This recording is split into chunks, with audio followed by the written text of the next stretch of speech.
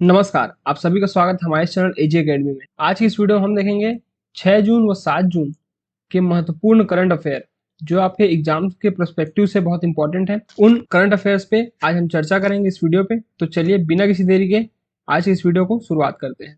आज का हमारा पहला प्रश्न है, हाल ही में भारत का किस देश के साथ 5 जून से सैन्य अभ्यास आरंभ हुआ है?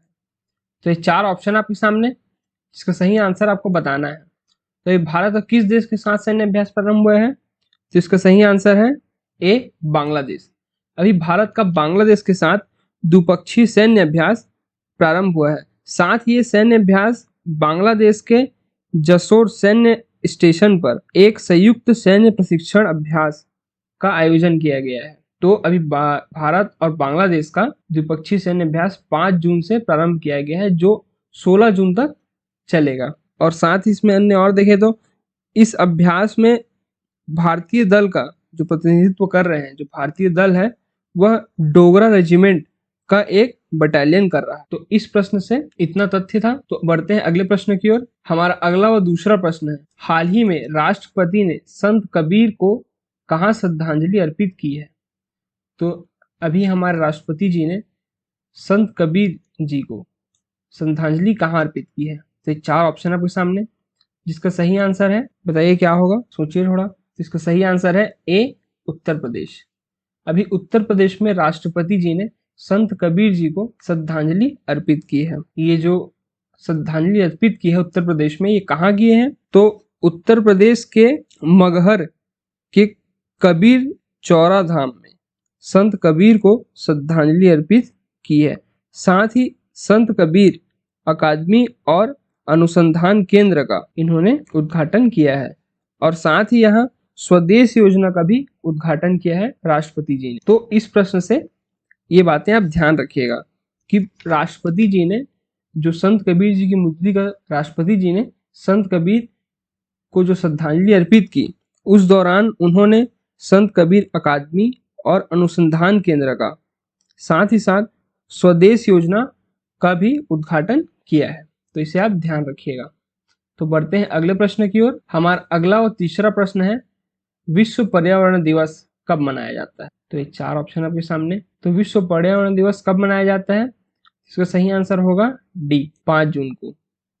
अभी 5 जून को ही विश्व पर्यावरण दिवस मनाया गया है। तो इस बार जो पर्यावरण दिवस था, इसका थीम क्या था? तो इसका थीम था only one earth. Only one earth इस बार की पर्यावरण दिवस का थीम था। साथ ही ये संयुक्त राष्ट्र द्वारा इसे जो पर्यावरण दिवस मनाने की शुरुआत है, ये संयुक्त राष्ट्र द्वारा 1972 को इसकी शुरुआत की गई। तो उस समय से निरंतर 5 जून को पर्यावरण दिवस मनाया जाता है। बढ़ते हैं अगले प्रश्न की ओर। और साथ ही जो दिवस मनाया जाता है, ये दिवस इसलिए मनाया जाता है ताकि लोगों में पर्यावरण के प्रति जागरूकता पैदा हो, पर्यावरण को सेफ रखने के लिए, सुरक्षित रखने, प्रदूषण कम करने के लिए। मतलब ऐसा इस पर्यावरण दिवस का एक वो रहता है कि लोगों तक पर्यावरण की महत्ता उन तक पहुंचे। तो बढ़ते हैं अगले प्रश्न की ओर। हमारा आज का अगला प्रश्न है, हाल ही में कहाँ शोधकर्ताओं द्वारा दुनिया का सबसे बड़ा पौधा खोजा गया है? तो 4 ऑप्शन आपके सामने। तो अभी कहाँ दुनिया का सबसे बड़ा पौधा खोजा गया है? और यह जो पौधा है, ये जलीय पौधा है, मतलब जो पानी के अंदर पाया जाता है। तो ये कहाँ खोजा गया है? तो सही आंसर है ए, ऑस्ट्रेलिया में। अभी ऑस्ट्रेलिया के शोधकर्ताओं द्वारा दुनिया का सबसे बड़ा जलीय पौधा की खोज की गई है। और जो शोधकर्ता है उसमें वरिष्ठ शोधकर्ता एलिजाबेथ सिक्लेयर ने कहा कि इसे पॉसिडोनिया ऑस्ट्रेलिया के नाम से जाना जाता है। और यह जो पौधा है, जलीय पौधा है, यह 180 किलोमीटर के क्षेत्र में फैला है। इस प्रकार से यह एक हेरिटेज स्थल के रूप में भी इम्पोर्टेंट है। तो इसे आप ध्यान रखिएगा। तो बढ़ते हैं अगले प्रश्न की ओर। हमारा आज का अगला प्रश्न है, हाल ही में भारत और किस देश के बीच तीसरी पैसेंजर ट्रेन मिताली एक्सप्रेस को हरी झंडी दिखाई गई है? तो ये 4 ऑप्शन आपके सामने। तो इनमें से किस देश के मध्य अभी भारत की ट्रेन मिताली एक्सप्रेस को हरी झंडी दिखाई गई है? इस प्रश्न का सही उत्तर होगा, अभी भारत और बांग्लादेश के बीच तीसरी पैसेंजर ट्रेन मिताली एक्सप्रेस को हरी झंडी दिखाई गई है। तो यह तो थी तीसरी ट्रेन। पहली ट्रेन कौन सी है? तो जो पहली ट्रेन चली थी उसका नाम था मैत्री एक्सप्रेस। ये जो मैत्री एक्सप्रेस है, यह कोलकाता से ढाका के बीच चली थी। और जो दूसरी ट्रेन है यह बंधन एक्सप्रेस है जो कोलकाता से खुलना के बीच चली है। और अब ये है तीसरी पैसेंजर ट्रेन मिताली एक्सप्रेस जो नई जलपाईगुड़ी से ढाका के मध्य चलेगी। तो इस प्रश्न से यह चीज आप ध्यान रखिएगा, एग्जाम में जो क्वेश्चंस पूछे जाते हैं उनमें डिटेल से क्वेश्चन आते हैं, तो डिटेल्स आप ध्यान रखिएगा। तो बढ़ते हैं अगले प्रश्न की ओर। हाल ही में किस राज्य की श्रेया लेखा पेशेवर के पॉप कलाकार बनने वाली पहली भारतीय बन गई है? तो ये 4 ऑप्शन है आपके सामने, जिसका सही आंसर क्या होगा? तो इसका सही आंसर है ए, उड़ीसा। अभी उड़ीसा राज्य की श्रेया लेखा पेशेवर के पॉप कलाकार बनने वाली पहली भारतीय बन गई है। तो इस प्रश्न से यह था।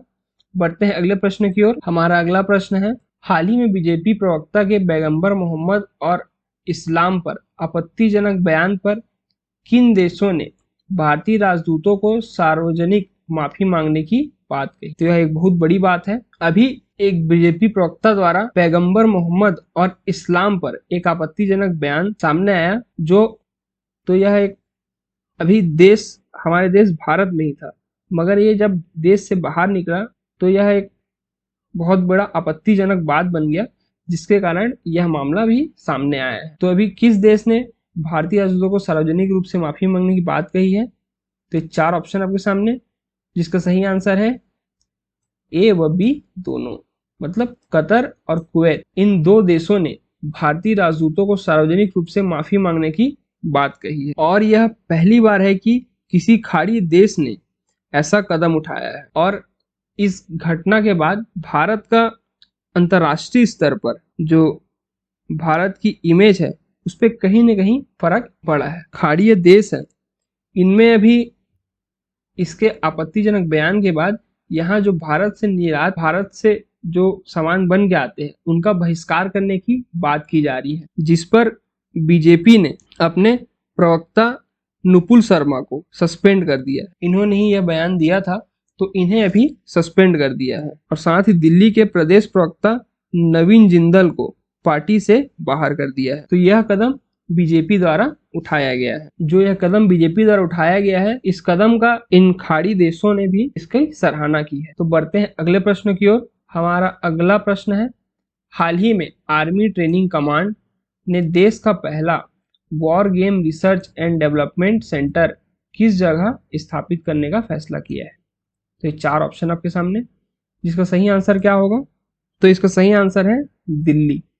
अभी दिल्ली में आर्मी ट्रेनिंग कमांड ने देश का पहला war gaming research and development centre स्थापित करने का फैसला किया है। और साथ ही इस रक्षा सेंटर को स्थापित करने के लिए राष्ट्रीय रक्षा यूनिवर्सिटी के साथ MOU साइन किया गया है। तो इस बात को भी आप ध्यान रखिएगा। तो इसी के साथ हमारे आज का करंट अफेयर यही समाप्त होता है।